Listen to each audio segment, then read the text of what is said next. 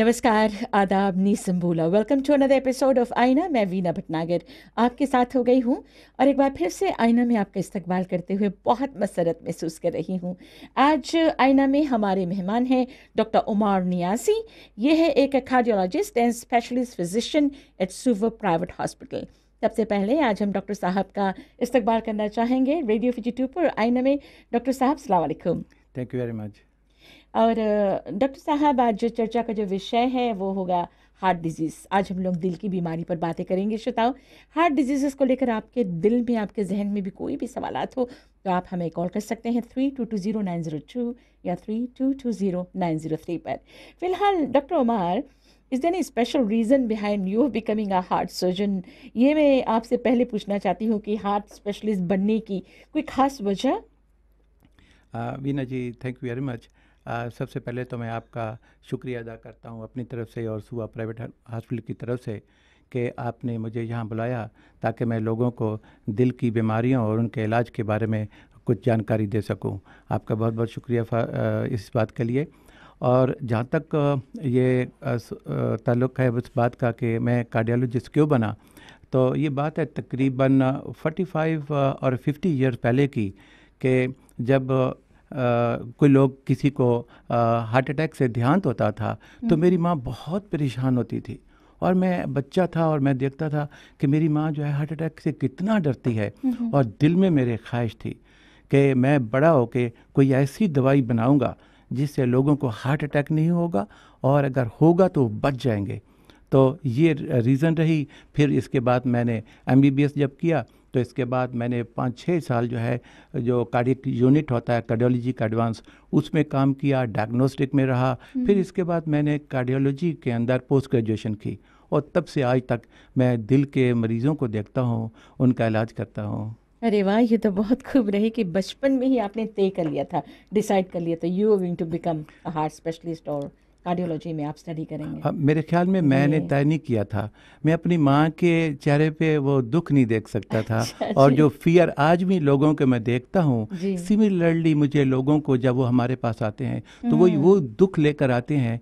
और वही चीज़ मुझे नज़र आती है कि वो इतने 50 साल पहले जो मेरी माँ को दुख होता था, आज भी लोग इसी तरह आते हैं, जबकि ऐसा होना नहीं चाहिए था। अच्छा डॉक्टर साहब, आपका जो डिज़ायर था, since you desire to find a cure for the disease, तो ये जो हार्ट डिजीज़ की जो क्यूर आपने ढूंढ ली? वेल, बड़ी अच्छी बात की आपने।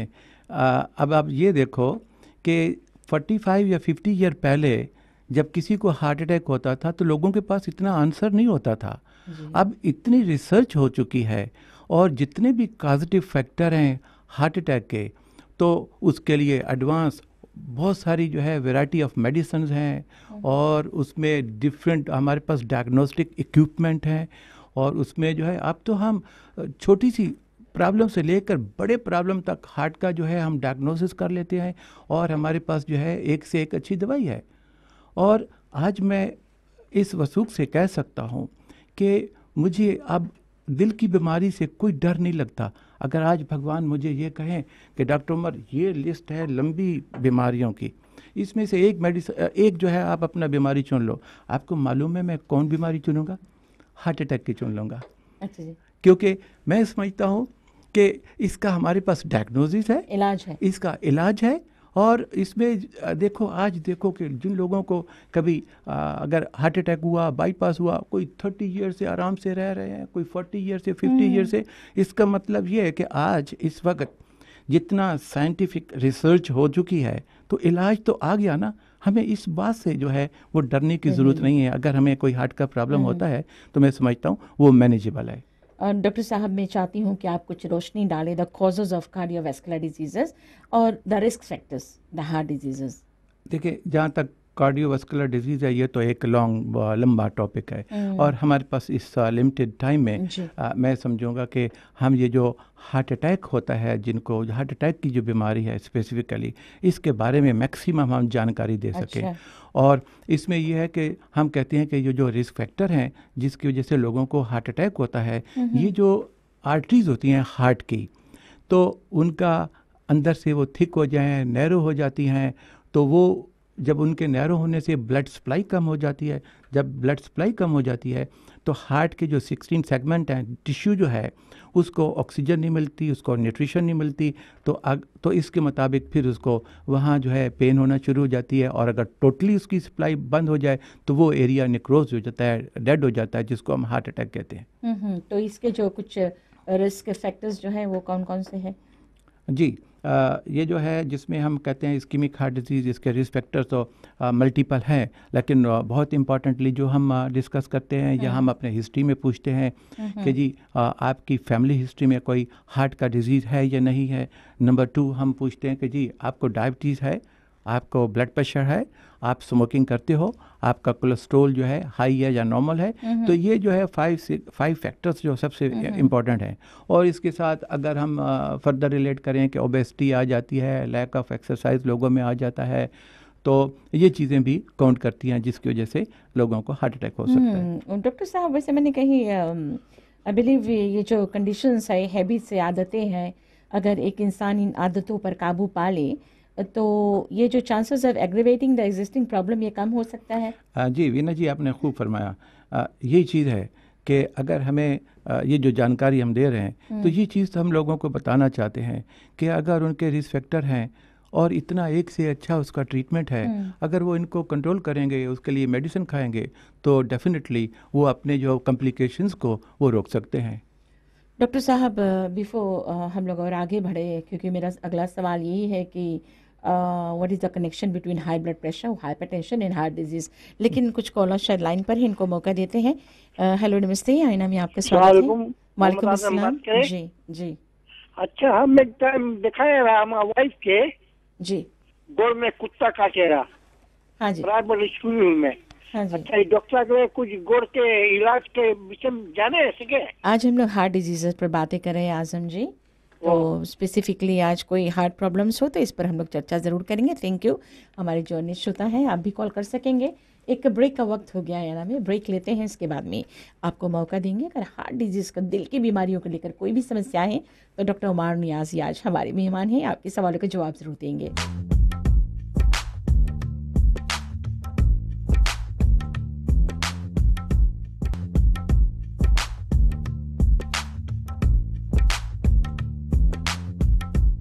वेलकम बैक टू आईना। और आईना में आज हमारे मेहमान हैं डॉक्टर उमार नियाज़ी। और डॉक्टर उमार नियाज़ी एक कार्डियोलॉजिस्ट है और साथ में स्पेशलिस्ट फिजिशियन है सिविल प्राइवेट हॉस्पिटल में। और डॉक्टर उमार, जैसे मैंने पहले भी कहा था कि मेरा अगला जो सवाल होगा connection between high blood pressure and hypertension, लेकिन आप देख रहे हैं टेलीफोन लाइन पर कॉलर्स हैं, इनको थोड़ा सा मौका देते हैं। आपका स्वागत है। नमस्ते जी। नमस्ते बीना जी। लंबा साहब बात करें जी, आपका नाम और आपका सवाल। हार्ट वाला है ना डॉक्टर जी। तो हम अच्छा अमेरिका में रहा, नवंबर में हमारे 29 नवंबर के हमारे एंजियोग्राम है और 2 इंस्टेंट लगा अमेरिका में और हम लौट के हम आ गया है। अभी हमारे मार्च 30 तारीख के हमारे चेकिंग रहा अमेरिका, बट हम नहीं गया, हमें स्केल 5 महीना से ऊपर हो गया पीजी में। तो अब हमें यहाँ सके चेक करें डॉक्टर? डॉक्टर साहब, आप इनकी जो चेकिंग है यहाँ कर सकते हैं? जी हाँ, ये ऐसा ही होता है कि जब लोग बाहर से अपना इंटरवेंशनल ट्रीटमेंट करके आते हैं, स्टेंटिंग हो या बाईपास हो, तो फिर ये है कि वो हमारे साथ आके बुकिंग करते हैं। क्योंकि जो इंटरवेंशनल ट्रीटमेंट होता है, सर्जन या कार्डियोलॉजिस्ट वो तो अपना 4-5 आवर्स के बाद जब वो काम कर लेते हैं तो वो वापस हमारे पास अपने पेशेंट भेज देते हैं, क्योंकि सर्जरी से पहले या प्रोसीजर से पहले हम उस पेशेंट को डायग्नोज करते हैं और जब वो प्रोसीजर करके आते हैं तो फिर इसके बाद हम उसको फॉलोअप करते हैं।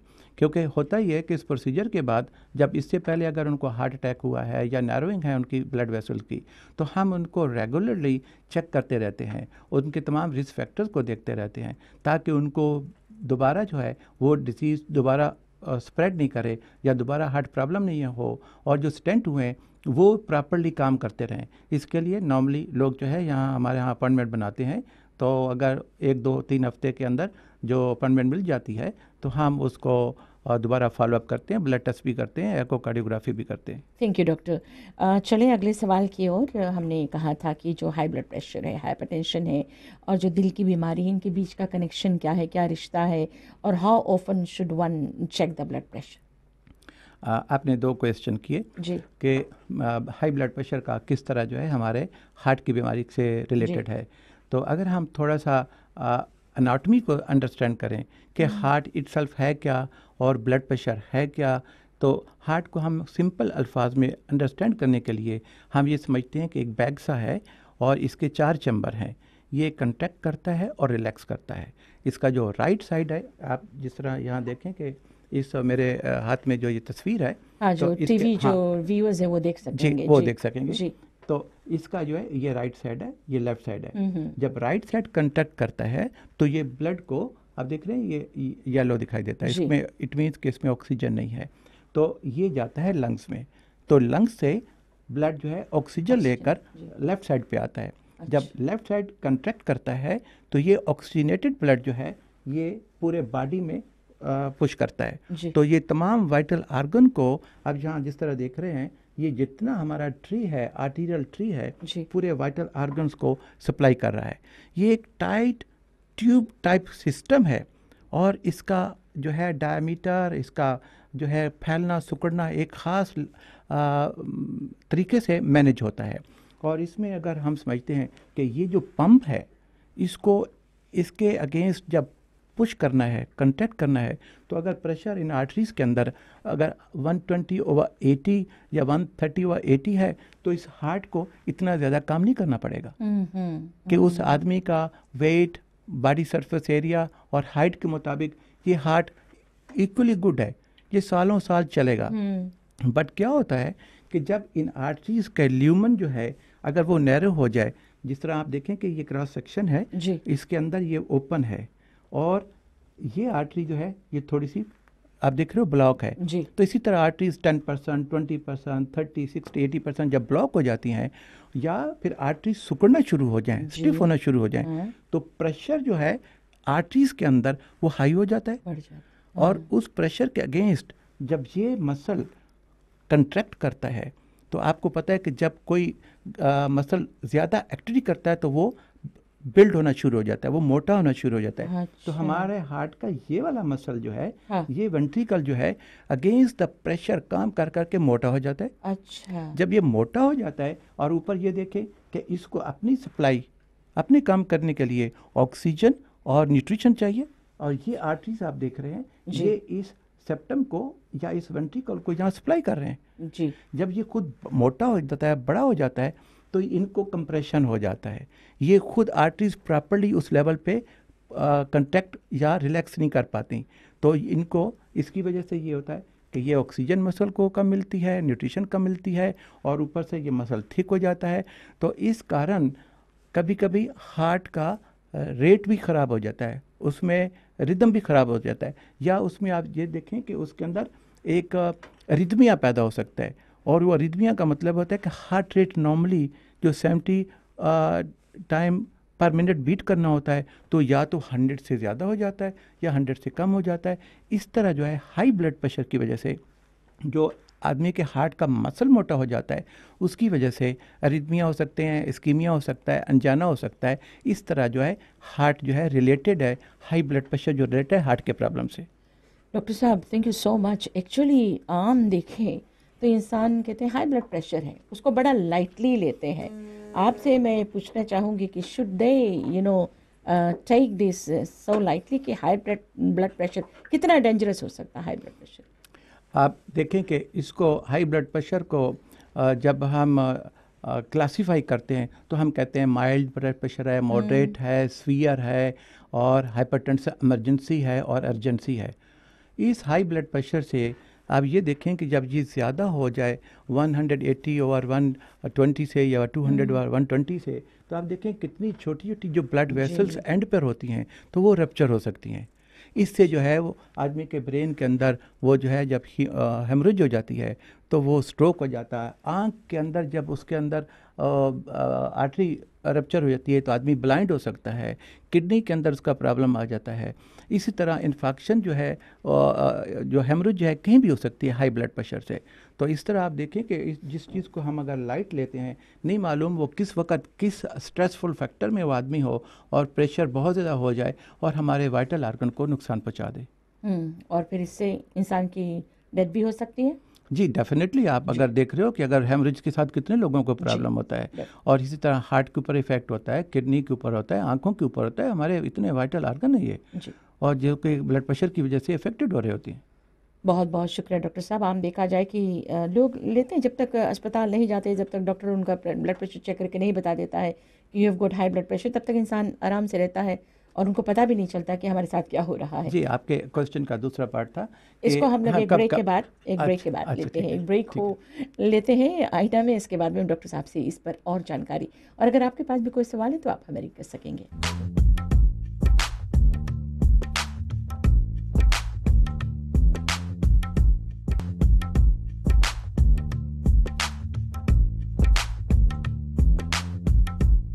वेलकम बैक टू आईना। डॉक्टर ओमार नियाजी हमारे साथ है। डॉक्टर साहब, टेलीफोन लाइन पर एक और कॉल है, इसके बाद में हम हाइपरटेंशन के बारे में और जानकारी आपसे चाहेंगे। फिलहाल जी आपका स्वागत है। नमस्ते जी। नमस्ते। जी, आपका नाम पता और आपका मेरा सवाल। नाम है रामस्वामी बली।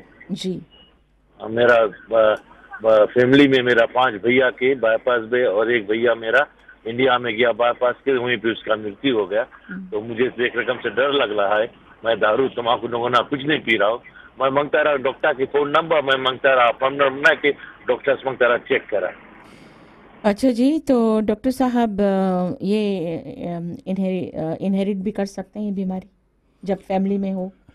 जी, यही तो एक फैक्टर होता है जिसको हम जेनेटिक फैक्टर कहते हैं। तो अगर पेरेंट्स को किसी को हार्ट का प्रॉब्लम है तो पॉसिबिलिटी ये है कि उनके बच्चों में भी वो चीज़ जाए, लेकिन ये ज़रूरी नहीं है कि 101% ऐसी बात है कि आपको डेफिनेटली हार्ट अटैक होने वाला है। तो उसमें ये है कि अगर जिनकी फैमिली में हार्ट प्रॉब्लम है तो अर्ली डायग्नोसिस अगर वो करें, वो अपना चेक करें कि सिगरेट नहीं पिएं, और डायबिटीज़ का चेक करा लें, प्रेशर को देख लें, कोलेस्ट्रॉल को देख लें, तो अर्ली डायग्नोसिस के साथ जब वो ये सब चीज़ चेक कराते लेते हैं, अगर उनमें अंदर टेंडेंसी आती भी है, अगर उनमें उसका टेंडेंसी है भी सही कि डिजीज़ को डेवलप करने की, तो वो मैक्सिमम अच्छे तरीके से मैनेज हो सकती है, रोका जा सकता है। हाँ, तो वही ये भाई साहब कह रहे हैं कि ये आपसे मिलना चाहते हैं, तो डेफिनेटली आप सुबह प्राइवेट हॉस्पिटल जा जी हाँ, सकते वो हैं वहाँ और से एनएक्स कांटेक्ट फॉर करें। डॉक्टर ओमान नियाजी, और वे आपको यहाँ हम इस वक्त प्रोग्राम कर रहे हैं, हाँ, वो मतलब कि पर्सनल, अभी हाँ नहीं हाँ, तो वो बात वो में। सुबह प्राइवेट का नंबर लेके मेरे हाँ, उसमें ठीक अपॉइंटमेंट है ले सकते हैं, कोई प्रॉब्लम नहीं, सब लोग इसी तरह करते हैं। जी। डेफिनेटली आप सुबह प्राइवेट हॉस्पिटल कॉल करें और डॉक्टर ओमान नियाजी के नाम से अपॉइंटमेंट ले सकते हैं, फिर ये आपको ज़रूर देखेंगे, डेट्स वे देंगे, रिसेप्शनिस्ट वहाँ पर होती है, जी वो हाँ, वो डेट्स देते अपॉइंटमेंट हैं। बुक होता है, वहाँ जी पर उनका अपॉइंटमेंट हो जाएगा। जी। तो हम बातें कर रहे थे कि ये ब्लड प्रेशर, हाइपरटेंशन की, तो इसके कुछ साइंस एंड सिम्टम्स होते होंगे कि आप किसी को हाई ब्लड प्रेशर है हाँ जी या they are madam, developing blood pressure. जब हम आप क्वेश्चन का जवाब कर रहे थे, उसमें यह था कि ब्लड प्रेशर कब चेक कराना चाहिए और सिम्टम हाँ क्या है। हाँ तो हम ये समझते हैं कि जब भी कोई जाता है हॉस्पिटल में, चाहे उसको फीवर है, फ्लू है, कोई और भी चीज़ है, उसका ब्लड प्रेशर ज़रूर चेक होना चाहिए, जी। नंबर 1। और ज़रूरी नहीं है कि अडल्ट में होना चाहिए, इवन के बच्चों को भी ब्लड प्रेशर हाई हो सकता है। बच्चों की कंडीशन में भी उनको जब कभी वो जाते हैं उनको उनका ब्लड प्रेशर उनका भी चेक होना चाहिए।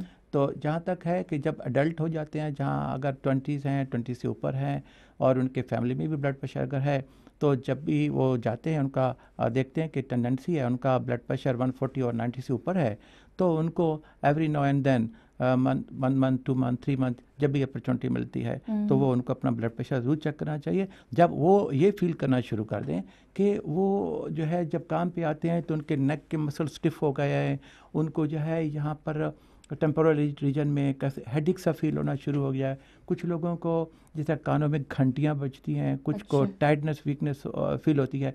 तो इस तरह के जो सिम्टम्स हैं, ब्लड प्रेशर हाई हो रहा होता है, तो उस तरह बॉडी उस तरह रिस्पॉन्स करती है हाई ब्लड प्रेशर को, क्योंकि एक नेचुरल मैकेनिज्म भगवान ने बनाया है कि जब ये चीज़ कोई उसको डैमेज होने लगती है तो बॉडी डिफेंस में अपना एक रिस्पॉन्स करती है। तो इस तरह के जो है सिम्टम सामने आते हैं, अगर किसी को ऐसा फील होता है तो उनको अपना ब्लड प्रेशर ज़रूर चेक कराना चाहिए। डेफिनेटली, थैंक यू डॉक्टर साहब। और वैसे डायबिटीज़ भी एक रिस्क फैक्टर जैसे आपने बताया है, वैसे मैंने कहीं पढ़ा है the best way to prevent the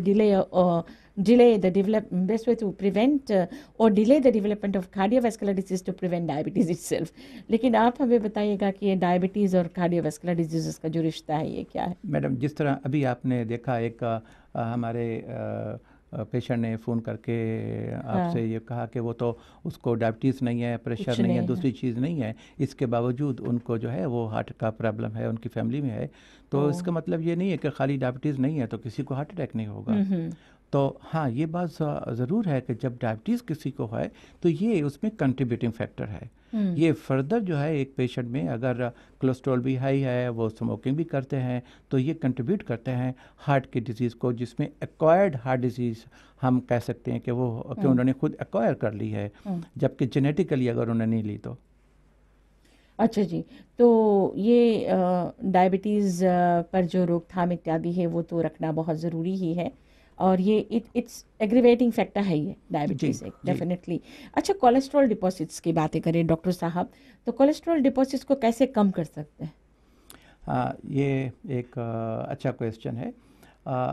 इसको हम आम लोगों के जानकारी के लिए सिंपल तरीके से अगर हम बताएं कि हमारे जो आर्टरीज़ हैं, जिसमें हमारा हार्ट जब पंप करता है, ब्लड ऑक्सीजनेटेड ब्लड जाता है हर डायरेक्शन में, तो आर्टरीज़ में नेचुरल एक जो है प्रोसेस है, जिसके अंदर अगर आप मेरी इस तस्वीर में देखें तो ये जो हार्ट से सबसे बड़ी आर्टरी निकलती है, इसको एओर्टा बोलते हैं जी। तो कोलेस्ट्रॉल का डिपॉजिट जो है, जो हम स्टडी करते हैं, तो हमें मालूम होता है कि इवन स्मॉल स्ट्रीक्स जो है डिपॉजिट होना even the first year of life से जो है शुरू हो जाता है। अब ये डिपेंड करता है कि 5 ईयर में, 10 ईयर में, 20 ईयर में, 30 ईयर में उस इंडिविजुअल का, स्पेसिफिक पर्सन का क्या मेटाबॉलिक सिस्टम कैसे रहा, उसके अंदर जेनेटिक कोड कैसे रहा, उसकी लाइफस्टाइल कैसे रहा, उसके फूड हैबिट्स क्या रही, कि उस प्रोसेस को जो कि शुरू से हर किसी में हो सकता है, उसको उसने मल्टीप्लाई कर दिया, बहुत रैपिडली ग्रो करना शुरू कर दिया। तो वो ये डिफरेंट फैक्टर हैं, वो डिटरमिन करते हैं, तयन करते हैं कि वो मुख्तलिफ आर्टरीज़ में किसी में बहुत जल्दी वो डिपॉजिट हो जाता है, किसी में इवन के 70 ईयर तक नहीं हुआ, 80 ईयर तक नहीं हुआ, लेकिन प्रोसेस तो है वहाँ पर, इसी चीज़ चलती तो है वहाँ पर, राइट। तो हम अगर डायग्नोज कर लें, वेल किसी में शुरू में 30s में कोई है और उनका कोलेस्ट्रॉल अगर हाई है, तो हम डिफरेंट रेशो लेते हैं।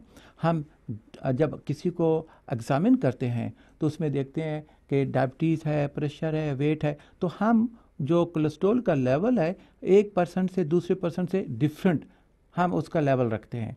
कार्डियक पेशेंट में जो नॉर्मल वैल्यू ऑफ ब्लड की जब हमारे फॉर्म पे लिखी होती है, हम उसको फॉलो नहीं करते, हम अपने पेशेंट को देखते हैं, उसको असेस करते हैं।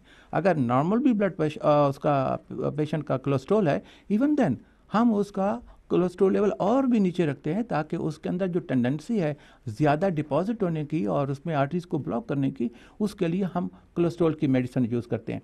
तो कोलेस्ट्रॉल को कम करने के लिए, डिपॉजिट को रोकने के लिए अच्छी से अच्छी मेडिसिन है जो एक पेशेंट को सूट करती है, हम वो करते हैं। और इसके साथ जो डाइट, स्पेसिफिक डाइट जिसमें कोलेस्ट्रॉल का वो कंपोनेंट जो आर्टरीज़ में डिपॉजिट होता है, उसका इंटेक भी कम किया जाए, रेगुलर एक्सरसाइज की जाए, तो हम इस प्रोसेस को बहुत डिले कर सकते हैं। अच्छा जी, बहुत बहुत शुक्रिया डॉक्टर साहब। एक और ब्रेक का समय हो गया है, ब्रेक के बाद हम कॉलर्स को मौका ज़रूर देंगे।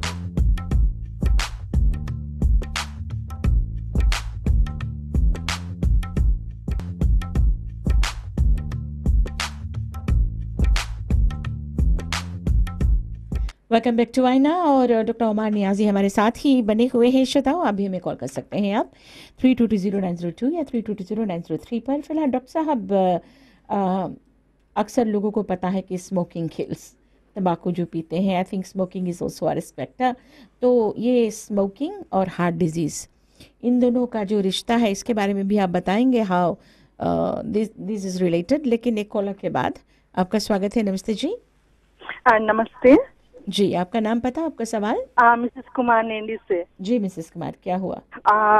मैं डॉक्टर से पूछना चाहती हूँ, मेरा पति पेशे से अकाउंटेंट है, 20 इयर्स से फील्ड में है, बट उसके फेस नम हुए हैं और डिजीनेस हुए है और कोलेस्ट्रॉल लेवल तो लो है उसके, कोई डायबिटीज, प्रेशर, कोई ऐसे कोई सिकनेस नहीं है।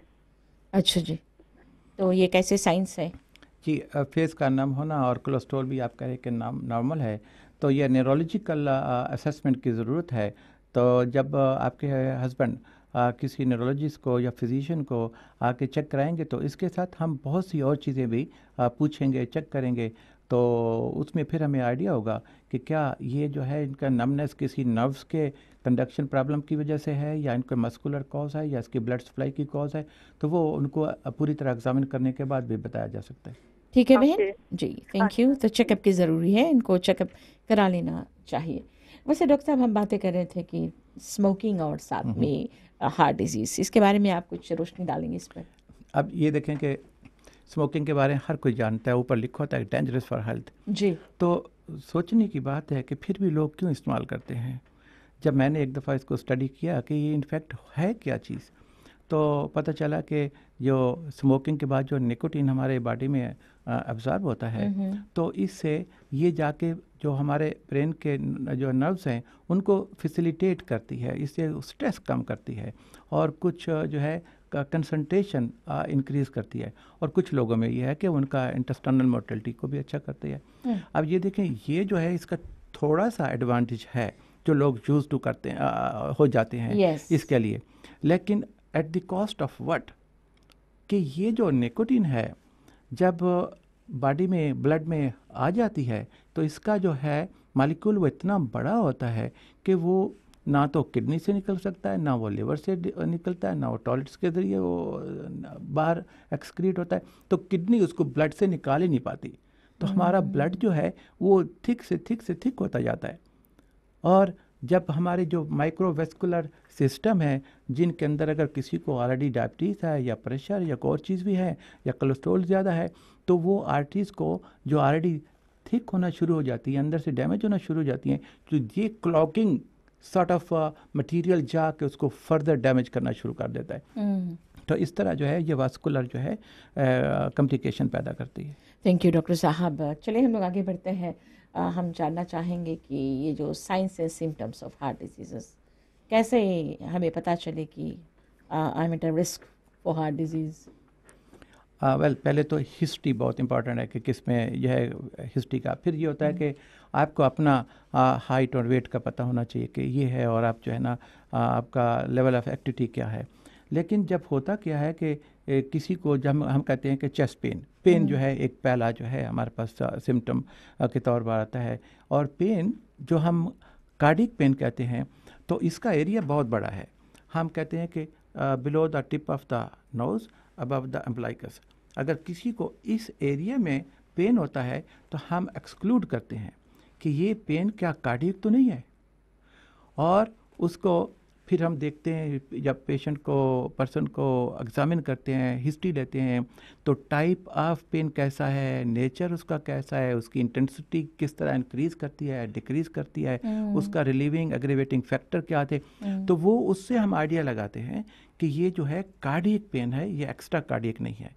जब वो एक्स्ट्रा कार्डियक पेन होती है तो इस जो चेस्ट पेन की कॉजेज़, जिस तरह का हम कहें कि 30 डिजीज़ हम डायग्नोज करते हैं इस पेन के साथ, तो सबसे पहले हम एक्सक्लूड करते हैं, अच्छा ये नेचर, ये जो हिस्ट्री है, ये हम एक्सक्लूड करते हैं, ये कार्डियक पेन नहीं है। तो ये एक सिम्टम होता है। लोग जब आते हैं हमें बताते हैं हमें चेस्ट पेन होती है, तो हम उससे जब पूछते हैं, हिस्ट्री लेते हैं, एग्जामिन करते हैं, तो ये एक चीज़ है कि हम कार्डियक पेन को एक्सक्लूड करते हैं। बाकी सिम्टम्स में ये है कि लोगों को शॉर्ट ब्रेथ होती है, कुछ लोग कहते हैं कि हमें पल्पिटेशन होती है, लंबासा में हम थे तो लोग कहते हैं हमें दुगदुगी चलती है, तो हार्ट बीट के यानी को बहुत तेज़ सुनाई देती है। तो इस तरह फिर डिजीनेस भी एक सिम्टम है, और फिर कुछ लोगों को लाइट सा फेंटिंग होना या डिजीनेस होना या जनरलाइज वीकनेस होना, ये सब जो है साइंस उसमें है, हार्ट डिजीज़ के साइंस है। अच्छा डॉक्टर साहब, शॉर्टनेस ऑफ ब्रेथ ये भी हार्ट डिजीज़ का सिम्टम है या फिर this could lead to other sicknesses, इससे और भी? जी, आपने एक और अच्छा क्वेश्चन किया। शॉर्टनेस ब्रेथ तो डिफरेंट डिजीज़ में हो सकती है, और जब कोई हमारे पास आता है तो वो खुद डायग्नोसिस साथ ही लेके आते हैं अक्सर लोग, तो यानी कि वो आके बताएंगे आपको, जो आएंगे शॉर्ट ब्रेथ के, वो कहेंगे कि हमें अस्थमा है, और अगर फर्स्ट टाइम है तो आप एज ए डॉक्टर उस पेशेंट को जब देखेंगे, उसका ब्रीदिंग पैटर्न देखेंगे, तो आपको पता चल जाएगा कि ये जो ब्रीदिंग पैटर्न है, जब आप उसको एग्जामिन करोगे स्टेथोस्कोप से आप उसको ऑस्कल्टेट करोगे, तो उसको सुनोगे, आप देखोगे, तो हम उसमें डायग्नोज कर लेते हैं कि ये जो है अस्थमा है, लंग्स का प्रॉब्लम है, ये जो है कार्डियक प्रॉब्लम नहीं है। क्योंकि अस्थमा का पेशेंट की प्रेजेंटेशन, बैठना, ब्रीथ करना, वो टोटल पोजीशन भी डिफरेंट होती है। अच्छा। और अगर कार्डियक पेशेंट आएगा और उसके लंग्स में अगर पानी है और उसके साथ जब वो आएगा, वो प्रेजेंट करेगा, उसके बैठने, उसके बात करने के, उसकी स्वेटिंग और दूसरी प्रेजेंटेशन ही डिफरेंट होगी। तो वो हमें उधर से हम डिफ्रेंशिएट कर लेते हैं कि ये जो सांस फूलने का प्रॉब्लम है ये एक हार्ट की वजह से है, ये जो प्रॉब्लम है ये लंग्स की वजह से है। और इसके अलावा अगर कोई और आदमी है जो ओवरवेट है, किसी का 40 kg वेट ज़्यादा है, किसी का 60, किसी का 70, मैं तो अक्सर लोगों को कहता हूँ कि देखो आपका जो 50 kg वेट ओवर आपने उठाया हुआ है, आपने एक जो है इंडियन फीमेल कंधे पे उठाई हुई है, इतने जो है आप जो है ना एक्स्ट्रा वर्क कर रहे हैं।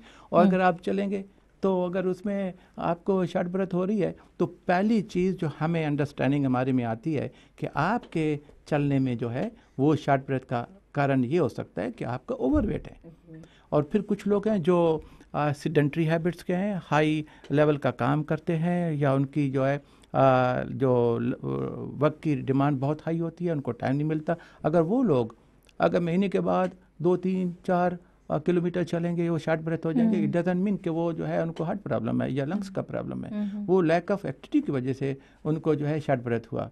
तो इस तरह जो है शॉर्ट ब्रेथ के डिफरेंट अब न्यूरोह्यूमरल काजेज़ या साइकेट्रिक काजेज़ हो सकते हैं। कुछ लोगों को स्ट्रेस होता है तो उसकी वजह से भी वो शॉर्टनेस ब्रेथ के साथ प्रेजेंट करते हैं। तो इस तरह डिफरेंट रीज़न होती हैं। Thank you doctor. एक और ब्रेक का समय हो गया है, इसके बाद में हम अंतिम पड़ाव पर पहुंच चुके होंगे।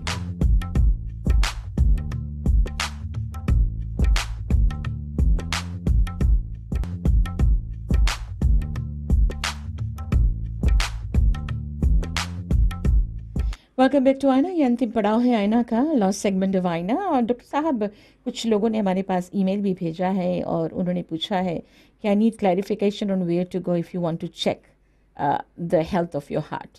तो ऑब्वियसली सुबह प्राइवेट जा सकते हैं। जी। और एक और क्वेश्चन है, स्ट्रेस टेस्ट इन्होंने पूछा है कि सुबह प्राइवेट हॉस्पिटल में स्ट्रेस टेस्ट होता है या नहीं। जी हाँ, हमारे पास लेटेस्ट जो है फैसिलिटीज़ हैं कार्डियक डिजीज़ के डायग्नोसिस के लिए। तो एक्सरसाइज स्ट्रेस टेस्ट वो हम डेफिनेटली करते हैं, और जब वो उसके रिज़ल्ट के मुताबिक हम फर्दर स्टेप लेते हैं।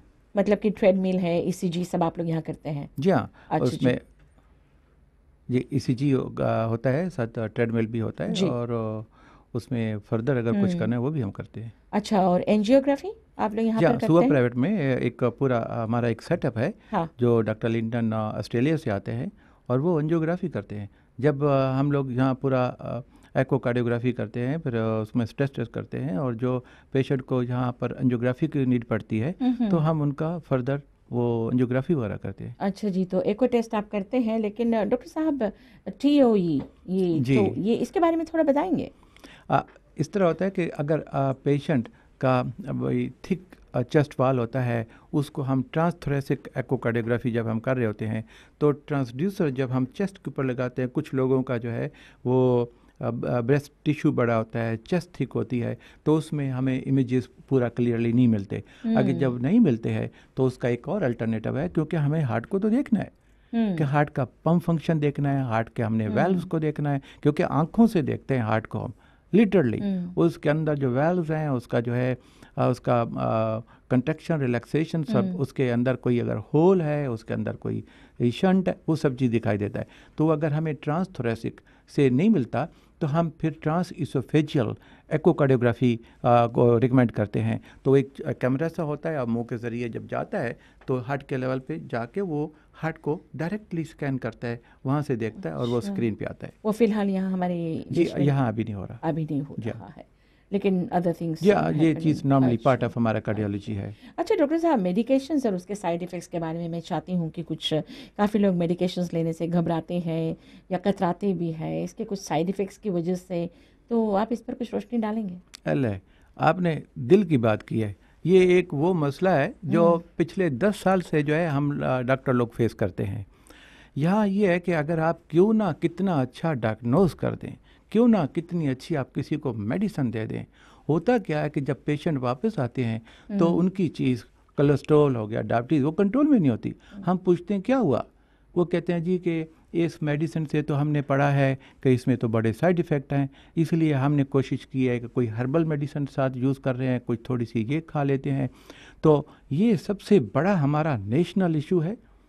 एक ये वो फैक्टर है जिसकी वजह से हमारे लोग बहुत ज़्यादा कॉम्प्लिकेशन का शिकार होते हैं। और साइड इफ़ेक्ट का जो बात है, अगर मैं आपको ये कहूँ कि क्या जो खाना लोग खाते हैं क्या फूड पॉइजनिंग नहीं होती, अगर जो फिश खाते हैं क्या फिश पॉइजनिंग नहीं होती, तो ये तो कोई लोग सुन के किसी को नहीं कहते कि देखो सुबह प्राइवेट हॉस्पिटल में आज फिश पॉइजनिंग से पेशेंट एडमिट हुआ है, फूड पॉइजनिंग से एडमिट हुआ है, आज पूरे कंट्री में कोई फिश नहीं खाएगा, कोई खाना नहीं खाएगा, ये तो कभी कोई नहीं कहता। लेकिन वो जो हम मैक्सिमम इंफॉर्मेशन प्रोवाइड करते हैं, जो मेडिसिन हम दे रहे हैं, मिलियंस ऑफ डॉलर्स की जो है वो मेडिसिन बनती है, मिलियंस ऑफ लोग वो लेते हैं। अगर 1 in 2000 या 1 in 2 millions वो पॉसिबिलिटी है किसी के साइड इफ़ेक्ट की, तो वो लोग जो है अपनी इन्फॉर्मेशन पढ़ के अपने ऊपर लागू कर देते हैं कि बस इसके जी साइड इफ़ेक्ट है इसलिए हमने दवाई नहीं खाते, और जब वो नहीं खाते यही रीज़न है कि वो कॉम्प्लिकेशन को एंड करते हैं। Thank you doctor. तो मेडिकेशंस वक्त पर लेना जितना प्रिस्क्रिप्शन के अनुसार ये एब्सोल्युटली इम्पोर्टेंट है। जी, एक और कॉलर लाइन पर है। हेलो नमस्ते जी, आपका स्वागत है आईना में।